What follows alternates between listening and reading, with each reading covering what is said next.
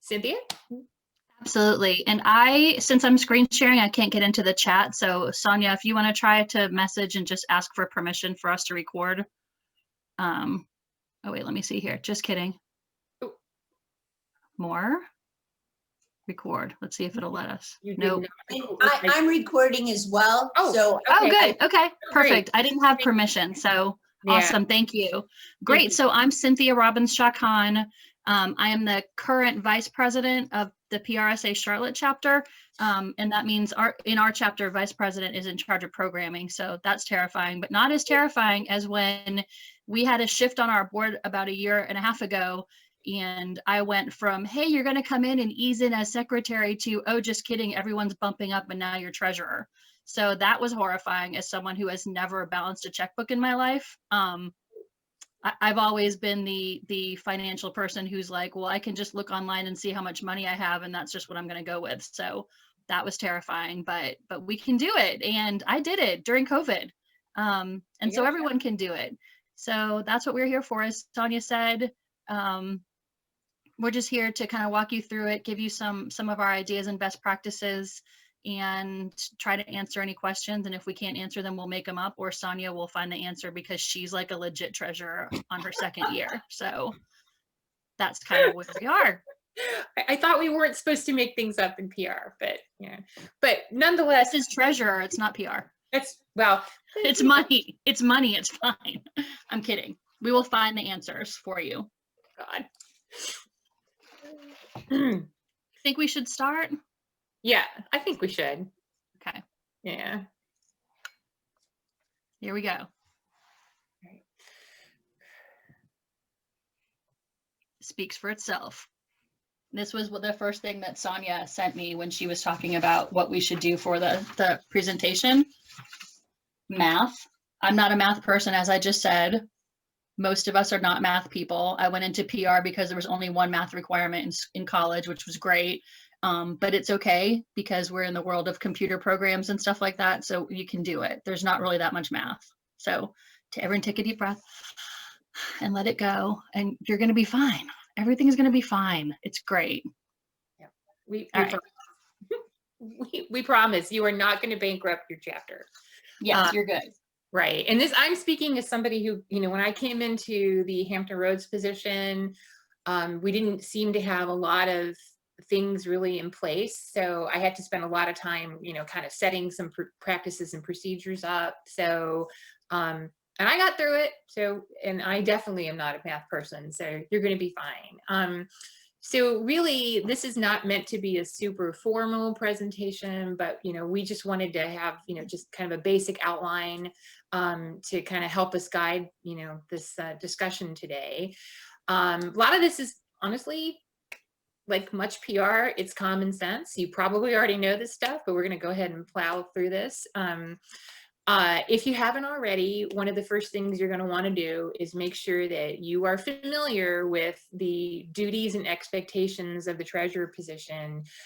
Look at your chapter bylaws. You might have chapter guidelines and procedures that you need to follow. So just kind of, make sure that you're familiar with that stuff. And if you haven't already, we'd suggest that you schedule a meeting with the outgoing treasurer. I just met with myself yesterday. But you're going to want to just kind of discuss what your chapter's needs are, what your chapter's practices are, get the keys to the kingdom. You're going to need the passwords, all that kind of fun stuff to make sure that you can have a nice orderly transition. And of course, you're going to want to discuss with the incoming president what his or her expectations are as well. One of the bigger challenges we always run into every year is changing the bank cards, because you have to do that in person. So especially with COVID, that's a challenge. So try to make sure that you schedule that. Some banks, I think they've lightened up now in the last few years. It used to be when you were changing accounts, you had to go to the actual bank where you opened the account. That branch, now a lot of them, like for example, we bank with Wells Fargo. As long as we go in person to any Wells Fargo branch, they can handle that for us. But at least a few years ago, with different other organizations I've been with, you had to go to the specific branch where you open the account, which is a huge pain. So at least this makes it easier. And other duties as needed, just make sure you check those. I mentioned as vice president, I'm in charge of programming. Well, as treasurer, you're also in charge of all partnerships and sponsorships. So you're in charge of not only managing the money, but bringing in all the money. So that was fun. So that's what we mean by other duties as expected. Right. When I was chapter treasurer in Hampton Roads, for example, one of the things that made it a little bit more complicated is we didn't have an administrator. So the treasurer was also responsible for handling like meeting registrations. And, and I even had to go to the chapter post office box to check for checks. So make sure if you have one of those, you get the key, all that kind of stuff. And you can like work on that as as you sit down, I guess, virtually with the outgoing treasurer. All right.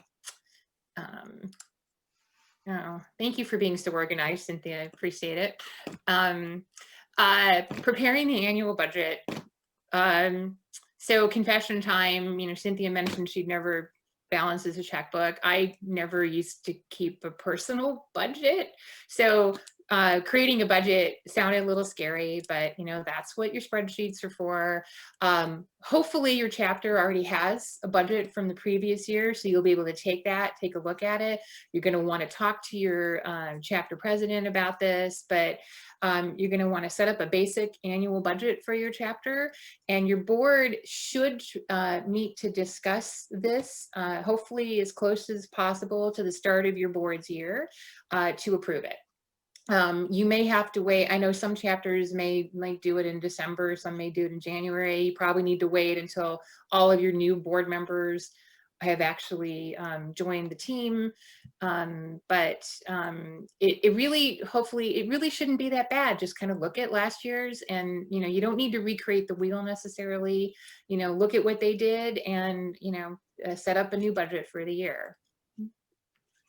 Yeah, and I know that doing it with COVID can be really challenging. I know, of course, we had set a budget last year, 2020, and then COVID hit, so the whole budget kind of went out the window, but that's okay. And that's one thing that we're talking about here is we'll talk really quickly about varying numbers, which is our next slide here. So our whole chapter our leadership had a little bit of a heart attack because we had budgeted all these things for our annual conference and how much money we're going to bring in, and then COVID hit, which really threw all those numbers out the window. It doesn't matter if your actual numbers end up varying a lot from the budgeted numbers. Don't worry about that. Just do the best you can. As long as everything kind of balances out at the end of the year, you're in good shape. So for example, in 2020, we budgeted for a lot more funds to come in than actually did. At the beginning of the year when COVID hit, several of our board members were saying we need to edit the budget. We need to, and you don't do that. You don't make edits to an approved budget. You just keep the approved budget as it is, and that's the way it is. So instead, what you have to do is just make sure your actual spending aligns with your actual income. So while we didn't bring in very much money in 2020, we also didn't spend it. And so we ended up relatively even, which we were all happy with. Coming out at the end, with not too much of a loss was our goal, and that's what we ended up doing. So I think that's something really to remember, is it's okay if things change. Just try to keep what's coming in very close to what's going out. Anything else on that, Sonia, that you can think of? No, I think that a really important point is that you don't edit the approved budget. That's what your monthly budget reports that we'll talk about are for. Like, so you can give updates to your board monthly, but the budget, once it's approved, that's your budget. And you guys jump in if you have questions or anything like that, please. Again, this is not a formal presentation, as you could tell. So this is an example. I thought it would be helpful to actually bring up something. And again, I'm with PRSA Charlotte, and I do want to note that we have about 300 active members, and we do have an administrator that helps with our programs and with our budgeting and financial reports. So we're very lucky in that way, and that made my treasurer position a lot easier. But I did want to kind of give an example of how we set up our budget, and you can see how what our planned budget and our actual budget did not match at all, and it's okay. And the numbers that I have are the latest ones through October, so that's what I'm kind of sharing. You can see for us, example, our chapter sponsorships, we budgeted to bring in $14,000 in partnerships, and we brought in $5,500. So that essentially put us over our budget by $8,000. it's okay. Again, as I said, when you go down, you'll see all these things. Communication symposium, we budgeted $29,000 and we brought in 325. So again, not what we budgeted for. And this can be scary when you look at it. Our monthly luncheons, we generally kind of break even on those, but we budgeted to bring in $18,000 on those and brought in 5 because we only had a couple before we went to COVID and then just made everything remote and free. So as you can see at the bottom line here, our total estimated income was supposed to be $89,050, and we ended up bringing in $24,000. So that puts us essentially in the red by $64,000, which if you only looked at the income line here, you would freak out and say, oh my gosh, we're $64,000 in the hole. Any questions on that? Does that make sense? So then here we went to the other side. So we went to the expenses, and I didn't list all of our expenses in here because there's a lot of lines. Every one of our committees has a separate budget line, but I just put in some of the high level ones, you know, diversity and inclusion. For example, we budgeted $2,000 and they didn't spend any of it. So that's fine. Our board retreat, which we had virtually, so the $400 that we would spend usually on lunch, we didn't spend. Accountant fee, we did spend that one. So you can see that as like the third line down. So that one we zeroed out. Merchant card fees, we spent a lot less. And all these things here that you can see. Administrative expenses, oops, sorry. Our awards program, catering, we didn't have catering. So we ended up, you know, saving $5,000 here. And then here's some more of our expenses that we have. Our communication symposium, we budgeted for $12,000 just for the speaker expenses, $20,000 for meeting space, et cetera. And again, we didn't have our awards program, our communication symposium, so we didn't really spend that. The money that we did have, that $5,000 for meeting space, is rolling over into this next year. That's why we ended up, that's still in there as an expense. And then you see some of the other things we have: membership, initiatives, all of these down here. When you go a little bit lower down to the bottom half of the page, that first column you can see is 0. The column next to it is what we budgeted. And again, that's because most of our committees do have a budget that they can spend on different events and opportunities for membership, but we didn't spend any of it. That's the whole line of zeros for membership development. And so you'll see our total expenses were $32,000. We budgeted for $99,000, to bring in. We actually brought in $32,000. I'm going to go here. And this kind of lays it all out for you. So January through October, we budgeted to spend $99,000. We only spent $32,000. So sorry, let me try again. January through October, we budgeted that we would spend $99,000. We spent $32,000. So that ended up putting us, we had $66,000 in the positive on that one. Our income, we budgeted to bring in at $89,000. We only brought in $24,000.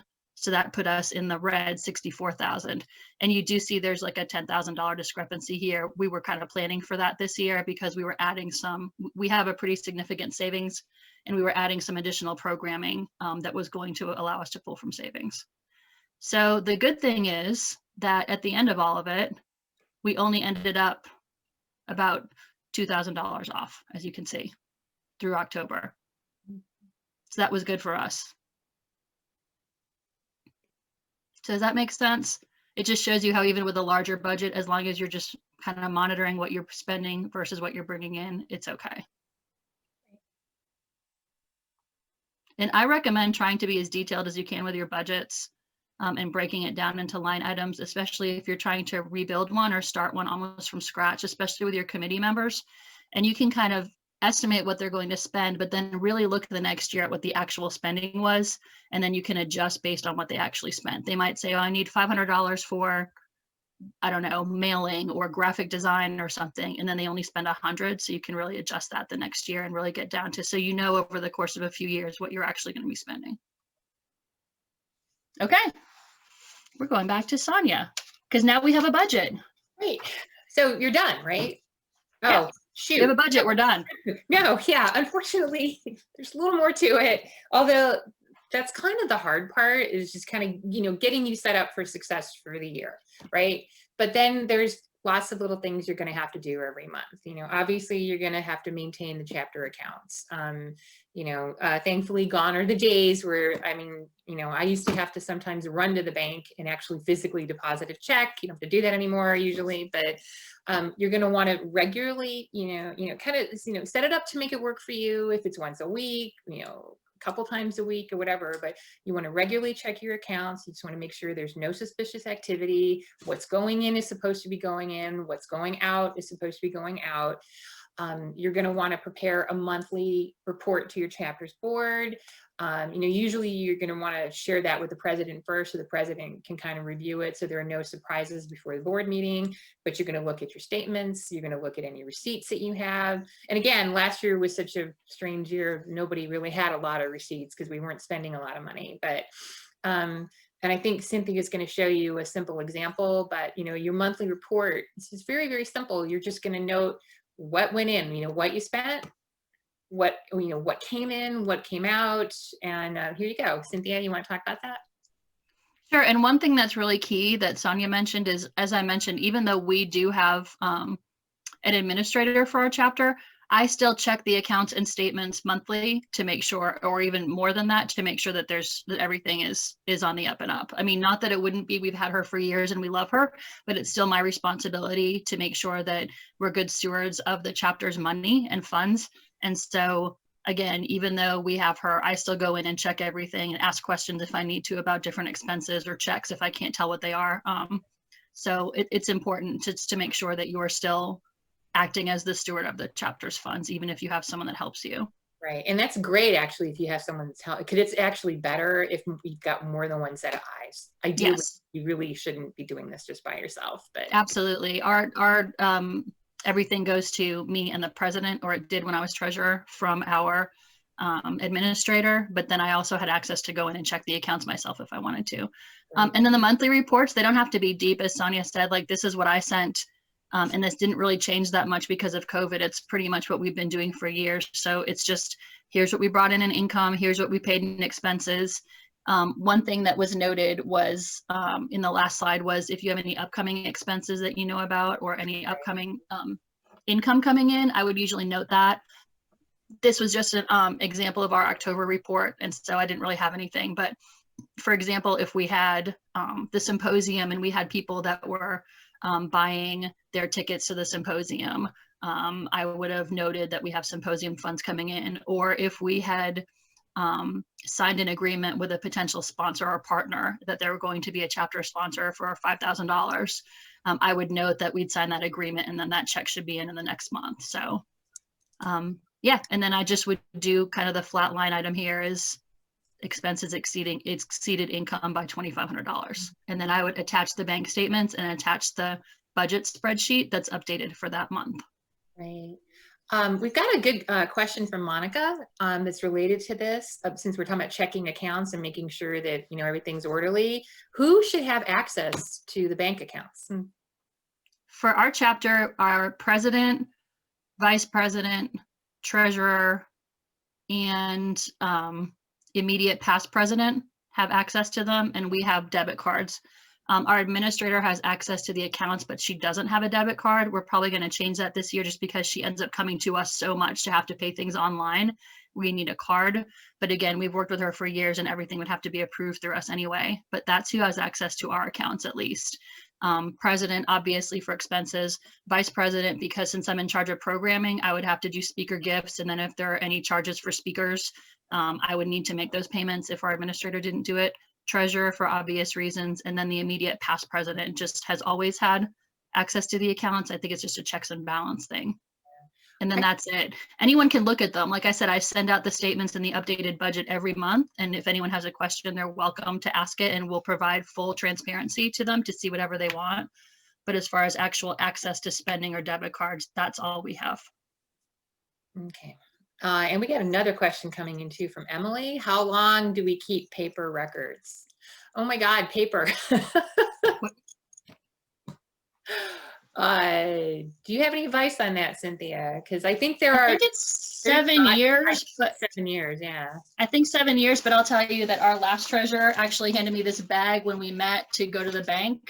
and I have not even opened it, but it has like our old checks, it has a bunch of statements, it has all that in there, and I haven't even looked in. I mean, I looked at it just to see if there was anything important, but there are things in here that I'm going to start going through and recycling, like, Yeah.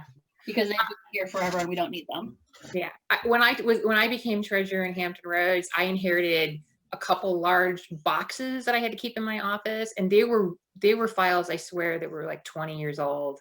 I ended up going through a lot of that stuff out of paranoia, but I got rid of most of it. I mean, I found paper statements for accounts that we had closed, for example, but I think generally it's 7 years. We can double check on that. But, and of course that would apply to digital, because I don't know, I don't even keep that much paper anymore. But, when you're keeping your statements, I think the 7 years is a good rule of thumb.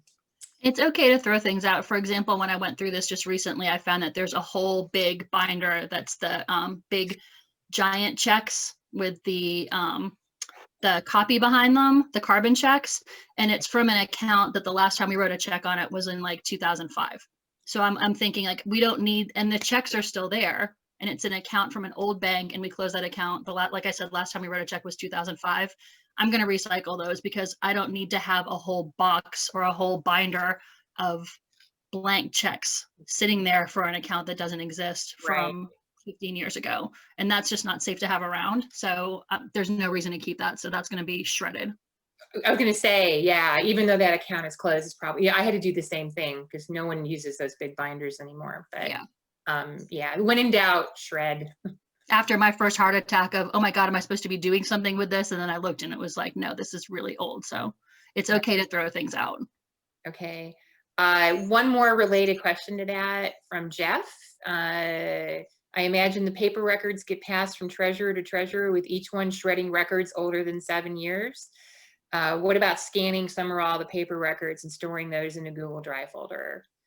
I think, yeah, you are passing the records on from treasurer to treasurer. I know in our chapter, we don't actually have a physical residence for that kind of stuff. It's just like, people, you just store it in your office or in your home or whatever. And I think you probably need to discuss with your, like your president or other board members, are you using Google Drive or Dropbox or something like that to keep stuff? I think you need to be careful because, like, for example, bank documents have account numbers on it. I'm not sure you want to necessarily have well, I don't know. I'm not really sure what's the answer to that. Do you know, Cynthia?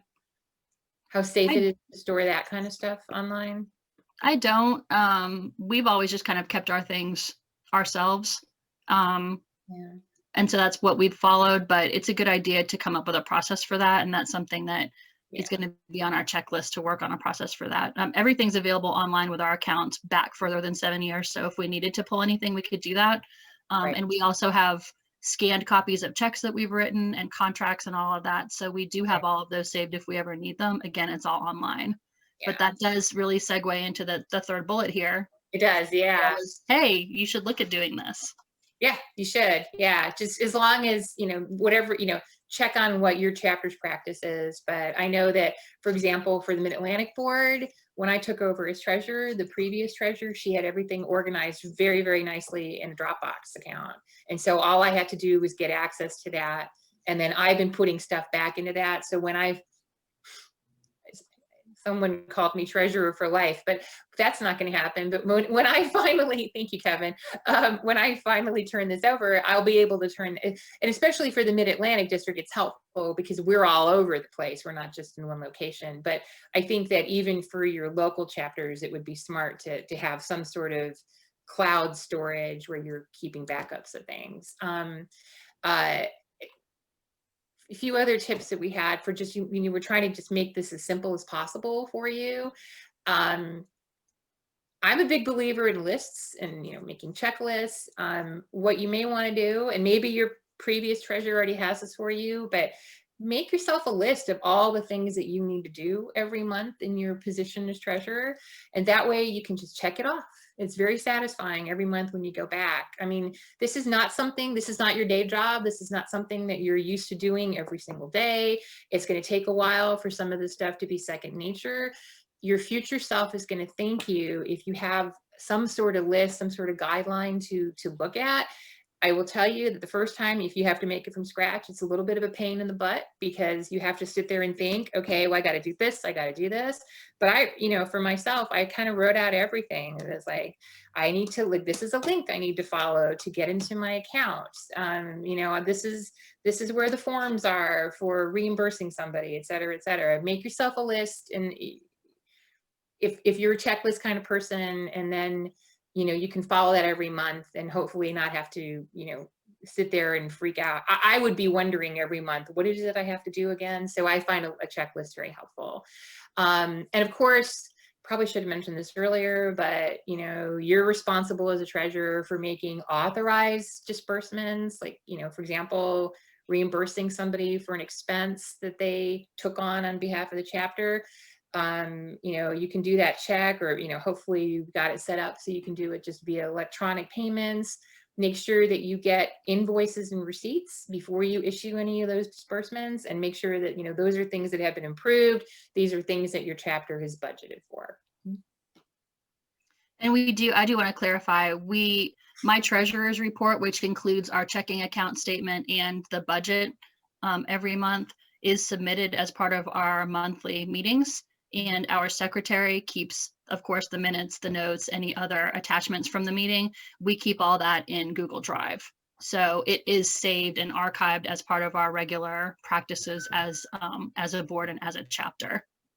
I didn't want it to sound like, I don't know, I'm just kind of keeping this as I go. But yeah, they're submitted to the board. And then the board, and I believe this is a requirement, they approve my treasurer's report every month, which approves any of the expenses, anything that we've done after I present it. So that's another thing to note, is to provide that to your board, and then the board will just approve it. Yep. Death and taxes. This is Sonia. Uh-oh. And I do want to say, Sonia sent all the bullet points and I just put them on a PowerPoint. So. Oh. But we had a nice long discussion about it. So yeah. Because she's treasurer for life. Oh gosh. Yeah. So in other words, if there are any mistakes on here, it's totally my fault. One of the things you're going to have to do is file a tax return. I should have double checked before we got on this call. I'm so sorry, but it's usually due in May, I believe. Do you remember, Cynthia? We did ours. I don't remember. Yeah. It was on my October statement, so I think it depends on when your fiscal year might run, because Okay. the email that I just shared with everyone talked about that we had paid the $400 to our accountant to file our tax return. So it was Oh, wow. August or September. So you have a larger chapter, so you probably didn't do the e-postcard, did you? Right. We have more income than that, and we also have pretty significant savings. So ours, we actually do use an accountant for. Okay. A lot of chapters, I think, or smaller chapters, I guess, like Hampton Roads, you can just file an e-postcard, and it's not very complicated at all. And usually you'll get reminders from folks at National that, hey, the taxes are due. But it's just a one sheet that you fill in online. It really is a postcard. So it's not very hard. And if it's more difficult than that, you should be hiring an accountant. Other thing that you will need to do is you're going to want to get a W-9 form if you're paying people for services. It's generally, if you're paying them over $600. Oh wow, we are getting ready to. We started late, but we're good. Yeah, we're good. Okay, yeah. So anyway, I think we just have a couple more slides, but anyway, so that's something to keep in mind too, that because then you're going to have to file the 1099 miss form for that. So. Yeah, and anytime if you do feel more comfortable, or you feel like it's just going to be better for you to use an accountant or a professional, I've been in many different nonprofit organizations, and the most we've ever paid is $500 to an accountant to do our taxes as a nonprofit. So if that's something that you would feel more comfortable doing, you absolutely can do that. And in most places, accountant firms will do it for a really good discounted price because you're a nonprofit. Right, but budget for it. Yes. You saw it in our budget. Right. And here we go. When in doubt, ask for help. Yes. Yes. Mindy Hughes, who a lot of you may have heard speak earlier today, is an amazing resource. She is the regional rep manager for Mid-Atlantic, Southeast, and the Sunshine State. I'm very happy to call her a friend of mine because she's a member of the Hampton Roads chapter. And like I always tell her, it's her fault. I'm involved in PRSA. She's the one who brought me in. But she responds to emails very, very quickly. It's mindy.hughes@prsa.org. And then when you're finished at the end of the year, you've survived all of it and done great, then reach out to the next treasurer to provide background. And here's our contact information if anyone wants it, to reach out to us. As I said, I did it for a year and it was actually easier than it probably would be in other years because nobody was giving us money because of COVID. So I didn't bring in as much, but we also didn't spend as much. So sometimes that can be a little bit of a benefit dealing with COVID in that way, because your budget will probably be a lot simpler than it would be in other years. So does I don't know how much, I think we have a couple seconds. Yeah, so any questions that we can? Yep. Oh, will your presentation be available? I think the answer was Janet, is yes. So you're going to make those available for people? Yes, if you can send those to me, we'll make sure that all the presentations get out to everyone. Yeah, I'll send you the PDF, Janet, no problem. Right. Thank you. And then Kevin makes a good point about scam attempts. And I remember this happened when I was treasurer too, and I've had this happen to other treasurers in our chapter too, that folks will read, because a lot of this stuff is available, they can find information on your chapter's websites about who the chapter, who the officers are. You may see scams where they'll say oh, I'm the president and I need you to quickly, withdraw X number of dollars, always be really careful about that. What else did Kevin say? Emails that look like they have the official chapter logo, but they'll ask about bank transfers to PayPal or something like that. Yeah, Kevin used to get these as well. So we got several of those even this year, where someone reached out to our immediate past president, sent an email saying, hey, it's Cindy and I need to pay this person immediately, or I need a reimbursement immediately. Can you, or to the treasurer and say, can you just, I paid this, can you send the $500 into this PayPal account for me to reimburse me? And of course we all were like, no, we've all been trained enough to believe that's not true. And we all talk to each other about that. But for a second, it is going to make you oh, of course it's from Melanie. And I just looked really quickly and of course she needs money. So why wouldn't I do that? But just always ask. Yeah. So that was a good point. Thank you, Kevin. Anything else in our final few minutes? This was really high level. I hope it was a little entertaining. Thank you guys so much. You're going to be great. And it's really not bad. It's good.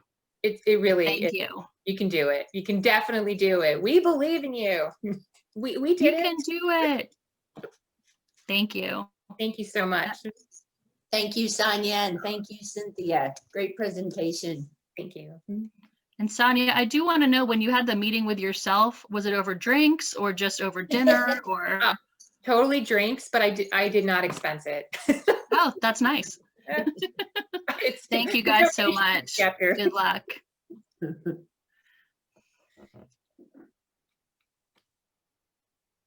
And now we wait and it's really kind of weird.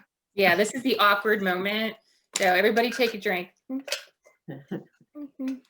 Cheers. And happy Friday. Yeah. Oh, God, yes. And happy New Year to everybody. Wow. Woo. And thank you for all your great questions too. That was really helpful. Oh, and we do want to think about, Sonia and Cynthia, one of the bigger takeaways for the larger group to present to them when we arrive back at the larger group. That'll be one of the things.